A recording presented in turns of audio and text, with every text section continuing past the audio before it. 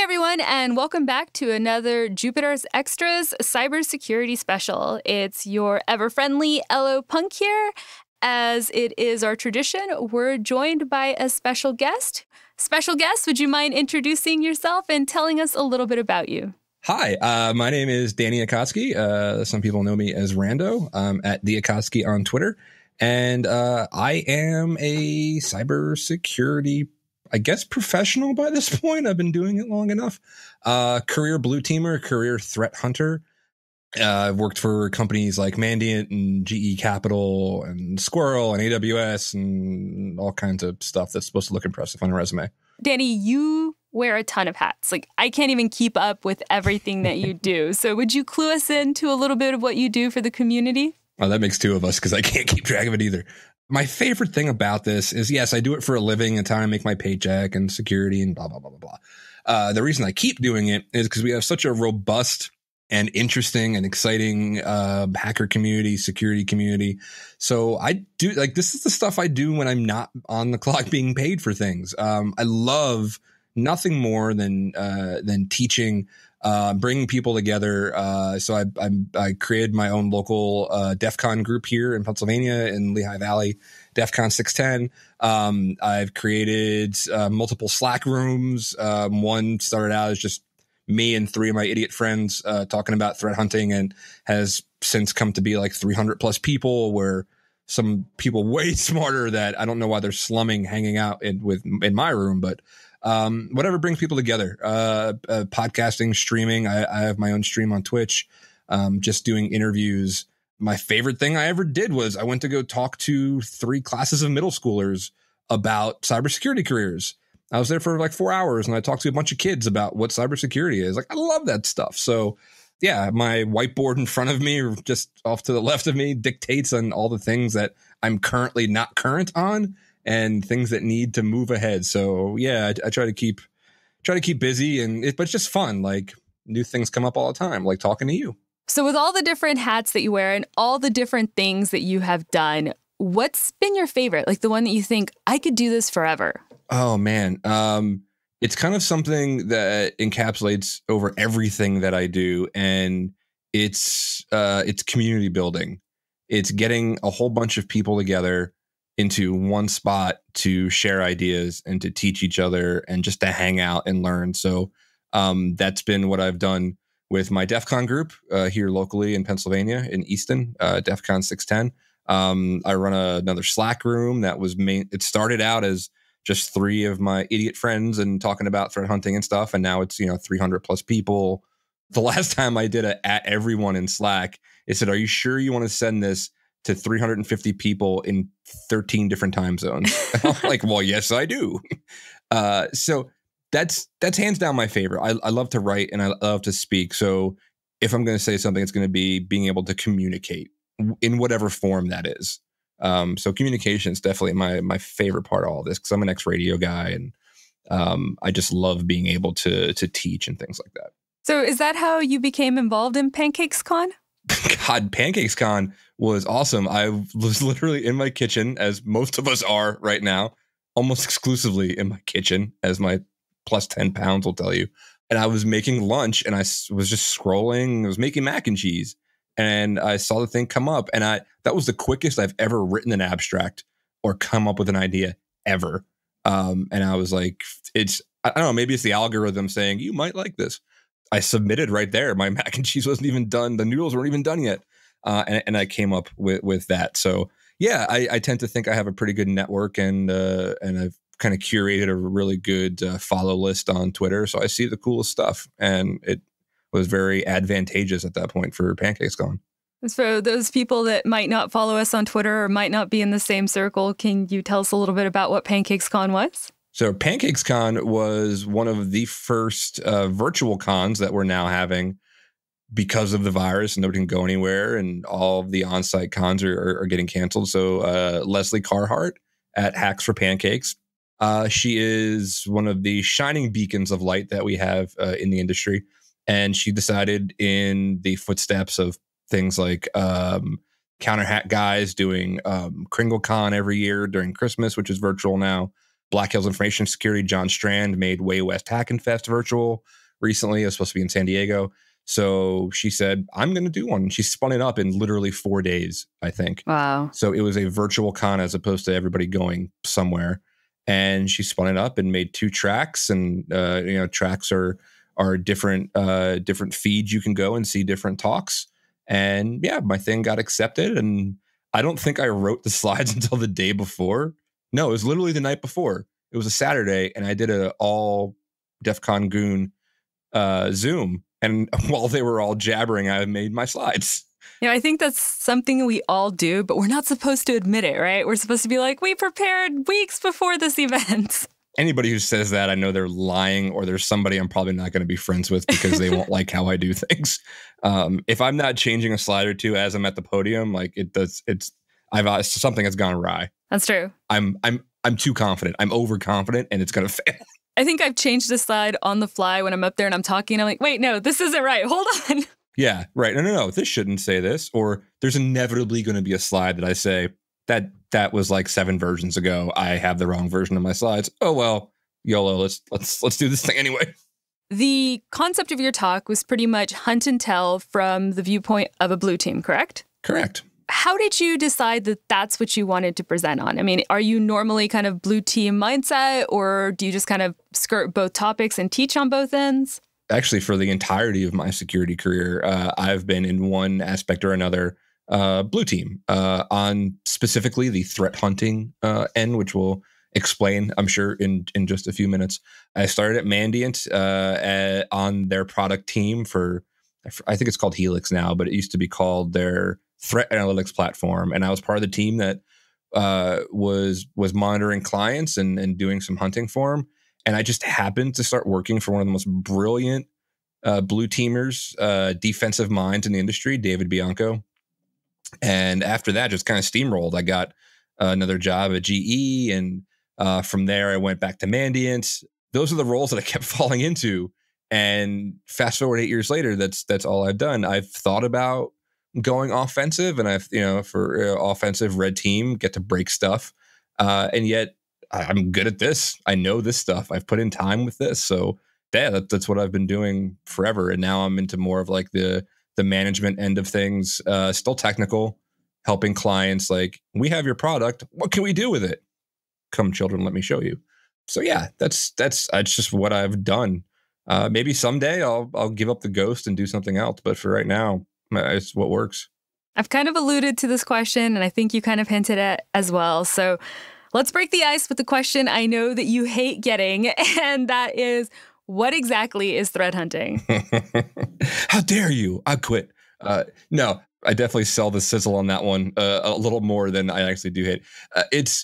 I don't hate the question. I hate the answers it brings, and I hate the pedantic, the inevitably pedantic people that will come in and be like, well, actually, it's this thing. So I boil it down to this, and even this is too simplified.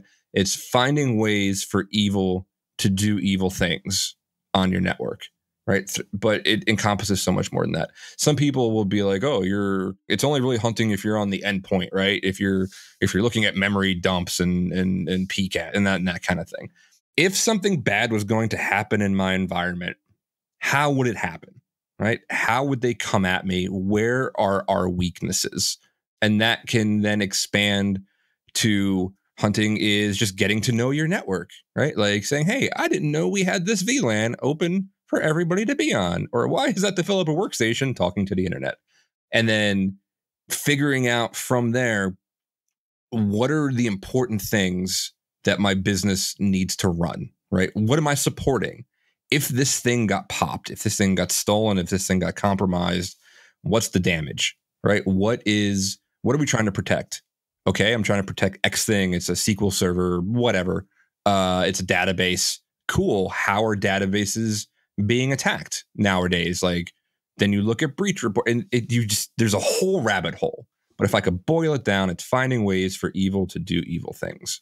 One of the problems that I have when we all start talking about this is when I ask the question, people are like, oh, you need to look into, MITRE defenses, or you need to look into the pyramid of pain, or you need to basically go sit down and read a bunch of white papers that are completely over my head anyways, because I haven't gotten to that point yet. So what would be your recommendation for people who are sitting at home going, I want to learn this, but I don't even know the first step? I touched on this very early in the Pancakes Con talk. For those who don't know, for the Pancakes Con, and I'm sure we'll talk about this too, is you had to divide it. It's 20 minutes for one thing and 20 minutes for another. So getting into 20 minutes of how to threat hunt was very, very challenging because there's so much. But if I could boil it down, it's you need 3 essential things to just learn, right?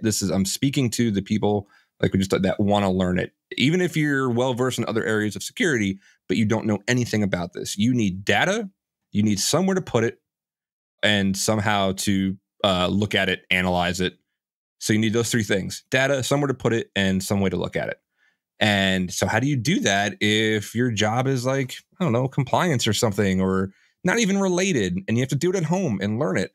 Well, you have to build yourself a little bit of a lab. 10 years ago, 5, 7, 8, whatever, that was much harder. You had to get bare metal, and then your room was 6,000 degrees because all the fans running.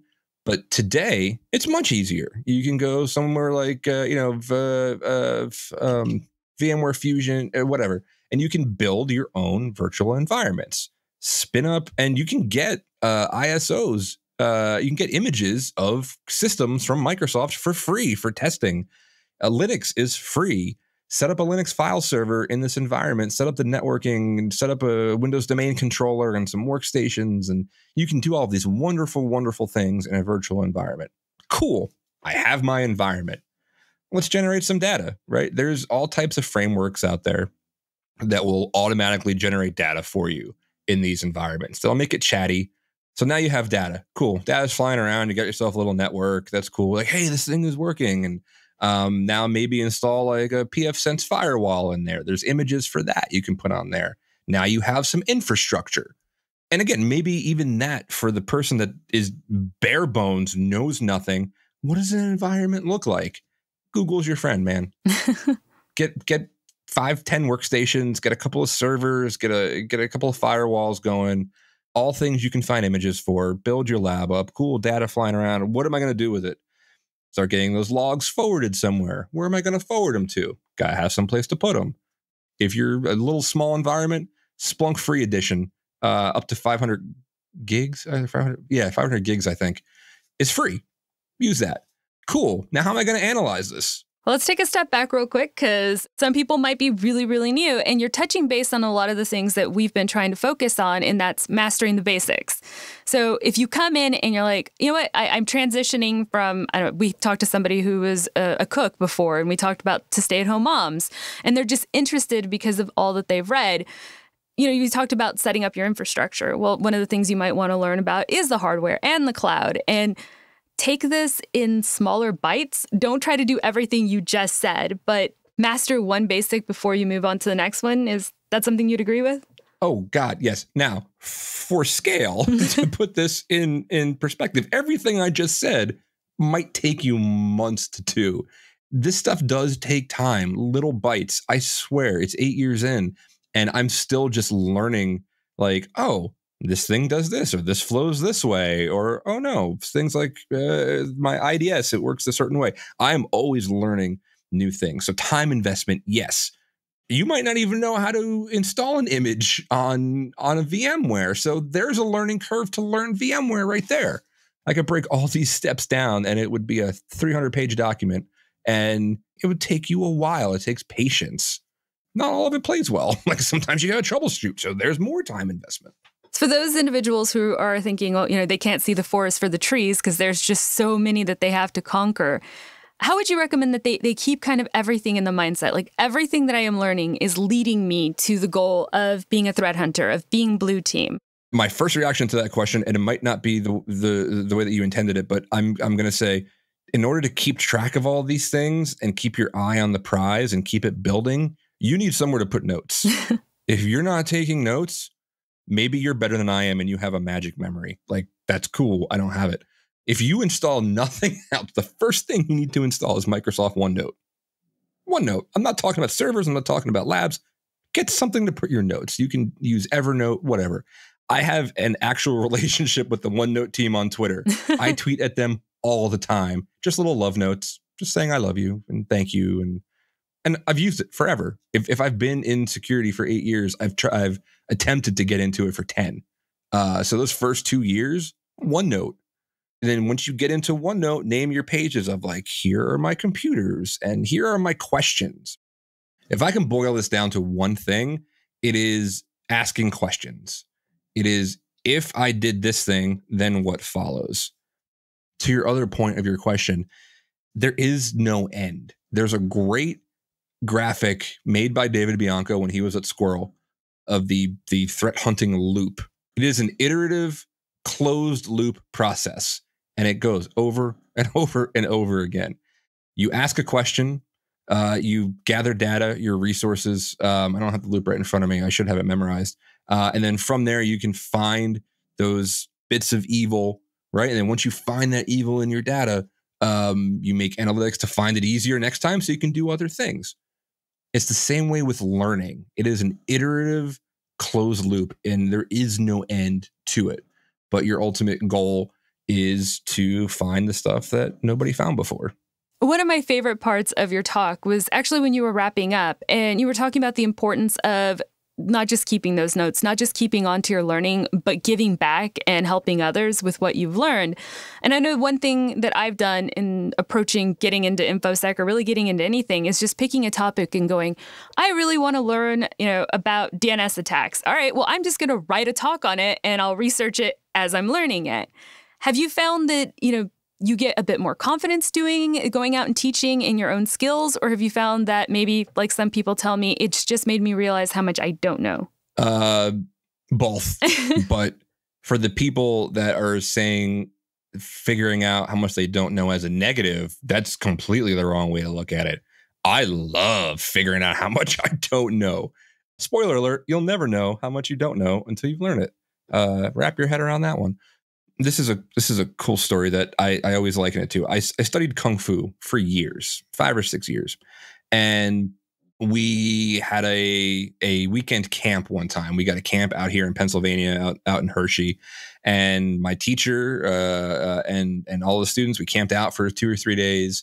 Now, I'd been studying for quite a few years at this point. And the very first thing we did all day out in the sun in our uniforms was practicing. One of the first things you ever learn is a straight punch. That's it. Just a straight punch. Seems like the most rudimentary thing. And yet there are all these little intricacies of form and firmness and speed and rotation of your hand. It's mind-numbing, the things my teacher knew. And we practiced it out in the sun for the whole day, 12 hours straight in the summer. And I still don't know everything about a straight punch. And I'm not sure if it's like just passed down through myth or whatever, but one of the pioneers of Kung Fu when he was on his deathbed, he was like 95 years old, and he's sitting there and he says, I finally figured out a straight punch, and then he died because he was sick, but he was a master. He was a master of whatever family skill that he was doing, and it is the same thing. When you teach, you learn more about the things you thought you were perfect at, because you can always get better, because the technology changes from the time that you first learned it and thought you were a master at it. 2 years later, hey, guess what? This thing is new and you didn't know this. So yes, teaching, writing, blogging, failing. People like success stories. Everybody loves some fail stories.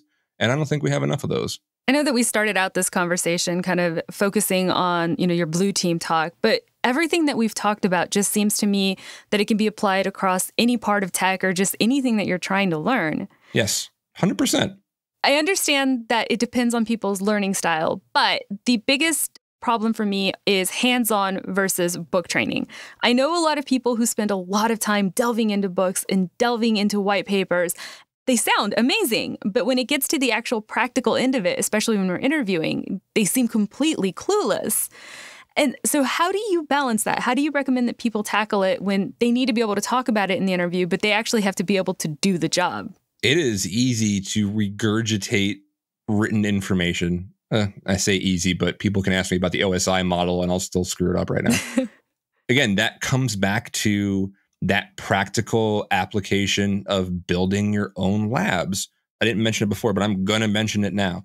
Everything that I talked about, and when I dumped all that stuff on infrastructure and all that kind of blah, blah, blah, get a book. It's by one of my really good friends. Name is Tony Robinson, DA667 on Twitter.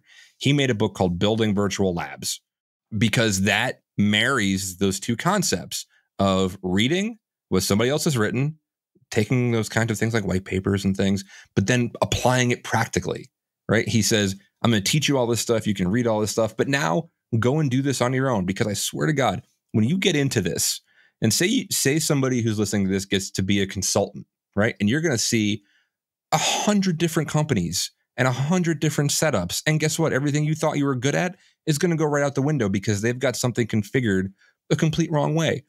Another story about that of oh my God, now I don't know what I'm doing, is I once had to build this thing. It's called a parser. And what a parser does is it takes these raw logs. Raw logs just look like gobbledygook, right? It's a bunch of letters and numbers and fields and all this kind of things. Think about just a wall of text. So the parser goes, I'm going to take all this and I'm going to make it in a readable format for you. But I have to know where one field ends and one begins, and you have to write me like that so I can get all this stuff out. And you write this parser, right? You write this thing and it's great. And then you go to another client to get their logs in and they have one thing changed. And that parser is completely broken because it was looking for a period and it had 2 spaces. Oh my God. It's the worst thing in the world. Then you got to write that parser again. So you have to marry the two. You have to marry reading and researching with doing. And like you said, people learn it different ways. Some people are strictly hands-on, but even the hands-on people have to read. And some people like to just read. But you got to get your hands dirty, and there's ways to do it. Like there's no other way around it. You have to get your hands on the keyboard. So many people talking about cybersecurity now. It seems that it's, I don't want to say infiltrated, but that's the best word that I have, every part of the tech industry. And it really should. What would be your piece of advice for someone who's going, I want to get into cybersecurity, but then they look and there's 8,000 different fields. There's so many technologies, and it kind of gives you kind of deer in the headlights. Like, I don't know where to go after this decision. There is no easy answer for that. A lot of people who I hate the word mentor because it sounds very hoity-toity, but people that I've advised and counseled on this kind of thing, the positions that are the best for that are just getting to be like in a SOC, which is a security operations center, as an analyst. A lot of people start right there at that level 1, eyes on glass. You have a bunch of tools in front of you and click close for the ticket and that kind of thing. And yes, it's not glamorous and it's not awesome, but you're going to get to learn a whole lot about a lot of different things. You most likely will not get your first choice. Like, you might go into this thinking, I want to break stuff and be a red teamer, but you've never done a CTF, but you've never popped a shell on a box of your own. And then maybe once you do it, you think it sounds sexy and you do it. And like, that was a giant pain in the butt. I don't want to do this. This sucks. I'd rather stop people doing this. You get that realization by doing. Some of the best gigs to go after are those SOC roles, like tier 1 consultant type roles, where they're going to have you in a lot of different fields, because consultancies offer a lot of different services. They offer compliance, they offer SOC and blue team and red team and all these things. And maybe you get placed in something, but that's your in. And maybe you figure out, I hate this. I hate doing this. And now I have to do it. But now I know what I hate. And knowing what you hate is still knowing, it's still learning.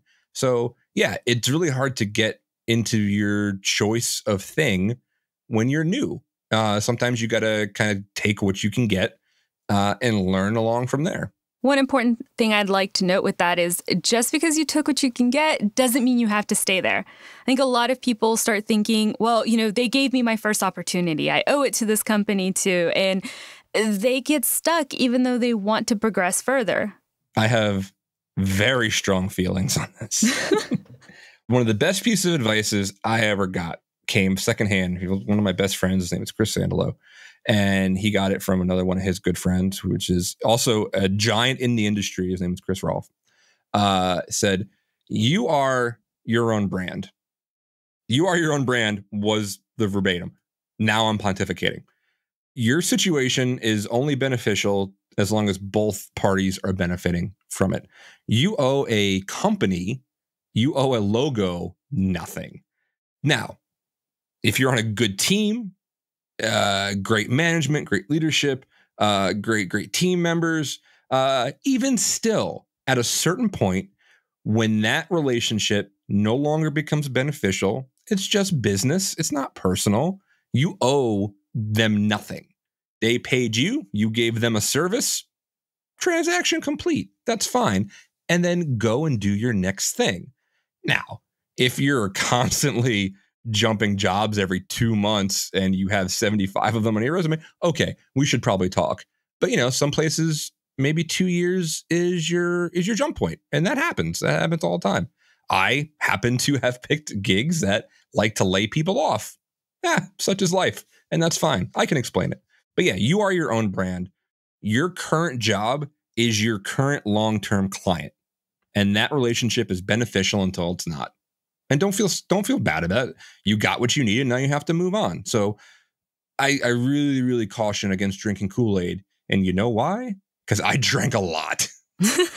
I drank it twice at one place. I got laid off and I came back and I drank it again and I got laid off a second time. So learn by doing, It's because you said earlier, it's also, sharing your failures, because I think you saying that can help so many people. A lot of stuff is going on right now, and a company here in, I'll just say San Antonio, we're not going to mention companies, but every February, like clockwork, there's layoffs. Mm-hmm. And I know a lot of people start taking that personally, like I wasn't good enough. I didn't, do well in my job. And I've been in this industry 5 years and I've had 6 jobs. And I still have close relationships with almost everyone at those companies. It doesn't have to be the end of the world to get set on your new adventure. Let's go with that. It doesn't. Not to shamelessly shill my own stuff, because let's face it, I'm going to shamelessly shill. I did a talk at, I believe this was at GurCon. Well, I did one version of it at GurCon a couple years ago, and then I did a more expanded version at one of my favorite conferences, Circle City Con, which incidentally is also virtual this year. Because I have a particularly bumpy road in my career. You've had 6 jobs in 5 years. I don't know. I've probably had 12 and 8. You're right. It is not the end of the world. It is how business is done. Sometimes it's somebody with a red pen you never met, never had no problem with. They don't have a problem with you, but guess what? First, last in, first out. You make too much money, blah, blah, blah. It's hard not to take it personally. I mean, sometimes you screwed up and then you get fired, and then that is your fault, and then you have to go reflect. But layoffs, RIFs, reduction in force. People will hear RIF term. Hopefully not a lot. And it's not your fault. And you move on and you learn, and man, those wounds will heal. And then you'll be like me up on a stage laughing about it, laughing/crying, remembering those old wounds. But no, you absolutely move on. So there was one time, only one, when I actually did get legitimately fired from a job. There were about to be lawyers involved and all kinds of, it turns out it was like a very, very shady thing. And then they ended up paying me and I went away. But I was fired for just something very, very trumped up and whatever. I never gotten fired. I didn't see it coming. I hadn't done anything. I hadn't had any performance reviews. It came out of nowhere. And that's big city finance for you. Oh, it crushed me because my wife was 8 months pregnant at the time and we had just moved for this job. I thought my career was over. I was standing on a train platform waiting for a train because I had taken the train the wrong way a half hour and then had to wait another 45 minutes for this train. It was every cliche firing you've ever seen in any movie ever. Cardboard box in hand, in a suit, on a train platform, like literally crying. And this is why mentorship is so important and networking is so important. At least I had somebody to call then. This was really before I hadn't done anything in the industry yet. I was new. Hence why I think they thought they could do what they did. And I called her and I said, I'm dead. Like I'm literally dead. I'm currently worth more to my family dead than alive. To my unborn son, I could jump in front of this train right now. That's how dark it got. And she was like, take a breath, you drama queen. Her name is Jen Ayers. She works at CrowdStrike now. I don't think she likes when I tell these stories about her because she's very private, but she's awesome. She was like, it is not the end. This will be forgotten. You're going to learn from this, and you're not a pariah just because you have a few jobs in your resume. Like, doesn't make you untrainable, doesn't make you unworthy. Take a breath and figure it out. And now I'm here. I have a great house. I have a 4-year-old son. I have everything worked out. I had to work my butt off for it, but it wasn't the end of the road. Those things feel like the end of the road because we're human and we're emotional. It's chemical. Don't get caught up in it. It's not the end. You'll figure it out. It's always hard for me when people share stories like that because I know that I should have a little bit of empathy and be like, oh, I can understand that. But honestly, to me, it's a little bit uplifting. And I'm just like, okay, like when the times get dark, I'm like, somebody else has paved this road for me and it's going to be okay. It took me a good 3 years to be okay with telling that story because it was still a firing. But that comes back to, again, very, very base advice I give to everybody. This industry is about your networking. You mentioned it just a little bit ago about how you still have good relationships with jobs that you've left or got laid off from or whatever, because the companies come and go. But those people and those relationships, the good ones, oh, you better keep those and you have to nurture them because those are your support system, right? The metaphor I gave one time, it's very much, people like to say your backup is up against the wall, and they say it in a negative connotation, right? Like, oh, my back's against the wall and blah, blah, blah. Do you realize like when your back is against a wall, you're fully supported? Like you're upright, you're not down. So if you don't build your network, that wall is more like one of those garden walls that are like knee length or like knee height or whatever. And when you get shoved, you're going to go straight over because you have nothing behind you. But if your network is that wall and you built it high enough, when you're backed into it, it's nothing but support. Like you might not have anywhere to go at that moment, but you're not going to fall down. So build your network so it's as big of a wall as you can find. So when you're up against it, it's more support than it is a hindrance. I think as we're kind of coming to the end of this episode, it itself has become the perfect example of you not knowing where the road is going to lead you. Because we came in here, we're going to talk Blue Team, and just ended up having an amazing conversation about getting into the industry and kind of hacking your way into the industry. So thank you for taking this adventure with me and going down the road as it happened to lead us. If people want to get a hold of you, what's the best way for them to do so? Oh, well, first, let me say, this was so much fun. This is one of the most fun ones this might be the most fun one I've ever done. I could talk to you for hours. But yes, if I'm going to shell for my own, the easiest way, and my DM, my direct messages are always open on Twitter. It's at, as my friends like to say, Dekaki. Another quick funny story. Never argue on the internet. It's a really dumb idea. But I did, and somebody came back and shot back like, oh, it's pretty big talk for somebody that hides behind a handle. And I was like, bro, if you Googled my handle, it's literally my name. It is D for Danny, Akatsuki, which people say Akaki. So anyway, literally my name. Google me. I'm on Twitter an unhealthy amount because it is hands down what has saved me a couple of times in these situations that we talked about. So at DAKACKI. You can also catch me. I have a blog site. It's rando.net, RANDOH.net. And I do a podcast stream on Twitch. It's mainly like I just interview people about things, about DEF CON, about events, about all the stuff going on right now. It is twitch.tv/Second Order Chaos. Those are the big places to find me. Twitter mostly. And as always, thank you everyone for listening. If you would like more information and links to everything that we talked about, make sure to visit extras.show.